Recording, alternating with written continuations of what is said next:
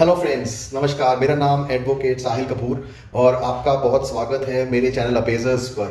आज के इस वीडियो में हम बात करने वाले हैं कि अगर 498A की कंप्लेंट या FIR दर्ज हो तो हमें क्या करना चाहिए। तो सबसे पहली बात तो ये है कि अगर हमें पता लगे कि हमारे अगेंस्ट 498A की कंप्लेंट पुलिस स्टेशन में फाइल हुई है तो और अगर हमें पुलिस काउंसलिंग के लिए बुलाती है तो हमें वहाँ ज़रूर जाना है। बिना जाए हमारा कोई काम नहीं बनेगा, इसीलिए काउंसलिंग एक ऐसा तरीका है जिससे कि पुलिस ये जानना चाहती है कि दोनों पक्षों का क्या कहना है। तो अगर आप काउंसलिंग में नहीं जाएंगे तो आप अपने पक्ष की बात पुलिस अथॉरिटी को नहीं बता पाएंगे, तो वो आपके पक्ष की बात सुने बिना ही अगला स्टेप उठा लेंगे। तो आपको काउंसलिंग में जाना ही है। दूसरा, अगर काउंसलिंग हुए बिना कंप्लेंट के ऊपर FIR दर्ज होती है तो आप पुलिस से सेक्शन 41A CRPC के नोटिस का वेट कर सकते हैं। अगर आपको IO इन्फॉर्म करता है कि आपके अगेंस्ट FIR दर्ज हुई है और आपको इन्वेस्टिगेशन के लिए आना है, तो सबसे पहला काम आपको करना है कि पुलिस अथॉरिटी को आपको ये बोलना है कि आपको 41A CRPC का जो नोटिस है वो इशू किया जाए। जब आपको 41A CRPC का नोटिस इशू हो तो आपको एंटीसिपेटरी बेल लेने की इतनी जल्दी कोई नहीं है।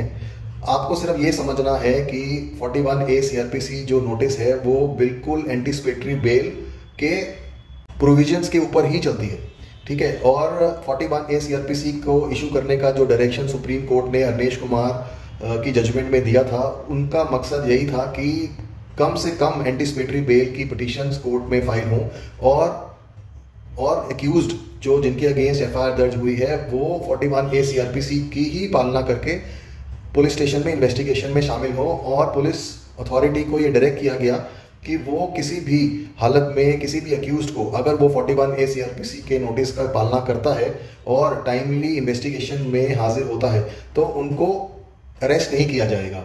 और अगर कोई पुलिस ऑफिसर इस डायरेक्शन की अनुपालना नहीं करता तो उसके ऊपर सख्त से सख्त कार्रवाई भी की जा सकती है, डिपार्टमेंटल इंक्वायरी भी की जा सकती है। दूसरी डायरेक्शन ये भी दी गई कि मजिस्ट्रेट भी किसी भी एक्यूज्ड को जुडिशियल कस्टडी में नहीं भेज सकता अगर उनके पास कोई ठोस कारण नहीं है। बिना ठोस कारण के वो किसी भी एक्यूज्ड को जेल में जुडिशियल कस्टडी में नहीं भेज सकते हैं। तो जब आपको 41A CRPC का नोटिस रिसीव हो तो आप इन्वेस्टिगेशन के लिए जिस डेट पे आपको बुलाया गया है वहां पर जाएं पुलिस स्टेशन में और वहां जाकर अपनी प्रेजेंस को शो करें।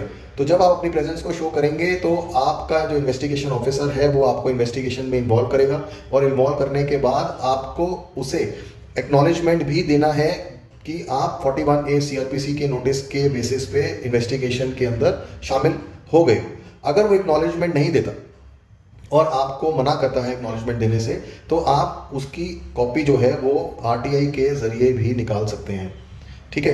अब उसके अगला काम क्या करना है हमने कि जब आपने इन्वेस्टिगेशन में शामिल हो गए और आपने 41A CRPC का नोटिस का पालना कर ली तो आप काउंटर कंप्लेंट की तरफ भी जा सकते हैं, क्योंकि जब आपको इन्वेस्टिगेशन में शामिल किया जाएगा तो आपका कोई भी बयान 161 CRPC के तहत नहीं लिया जाएगा, क्योंकि आप एक एक्यूज पर्सन हैं। 161 CRPC में सिर्फ विटनेसेस का ही बयान लिया जाता है, स्टेटमेंट लिया जाता है। तो आप किस तरह से अपने पक्ष की बात पुलिस अथॉरिटी के सामने रख सकते हैं, उसका तरीका ये है कि आप एक काउंटर कंप्लेंट बनाएं जो कि लीगल एस्पेक्ट्स को ही आगे रखती हो। आपके फैक्ट्स भी हो उसमें, लेकिन बिल्कुल हमें उसमें स्टोरी नहीं डालनी है, लेकिन हमें लीगल एस्पेक्ट और सुप्रीम कोर्ट की जो गाइडलाइंस दे रखी हैं उसके ऊपर हमने बात करनी है। वो करने के बाद हम जब काउंटर कंप्लेंट फाइल करेंगे पुलिस अथॉरिटी को, तो पुलिस अथॉरिटी उस काउंटर कंप्लेंट के ऊपर आपको इंक्वायरी के लिए बुलाएगी और आपको इन्वेस्टिगेशन के लिए इंक्वायरी के लिए रिटर्न स्टेटमेंट देने के लिए कहेगी। और जब आपको ये कहा जाता है कि आप रिटर्न स्टेटमेंट दीजिए तो आप उस रिटर्न स्टेटमेंट में अपने फैक्ट्स जो हैं, अपने जो कुछ एविडेंसेस जो आप शो कर सकते हैं उस दौरान, तो आप उस स्टेटमेंट के साथ पुलिस को सबमिट करिए। जब आप सबमिट करेंगे आपके पक्ष की बात भी जो है वो पुलिस अथॉरिटी तक पहुंचेगी। और जब इन्वेस्टिगेशन के दौरान ये फैक्ट्स पुलिस अगर आपके चार्जशीट में लेती है तो कुछ लोगों का नाम आपके चार्जशीट के अंदर से बाहर निकल जाएगा। जैसे कि आपके पेरेंट्स अगर वो आपके साथ नहीं रहते हैं, अगर आपकी मैरिड सिस्टर्स जो अपने पति के घर में रहती हैं और उनका आपकी लाइफ में या आपकी वाइफ की लाइफ से कोई लेना देना नहीं है, कोई भी किसी तरह का इंटरफेरेंस नहीं है, तो उनका नाम भी चार्जशीट से बाहर निकल सकता है। तो ये कुछ टिप्स हैं जो आप इस्तेमाल कर सकते हैं इन्वेस्टिगेशन के दौरान अपनी कंप्लेंट और एफआईआर को हैंडल करने के लिए।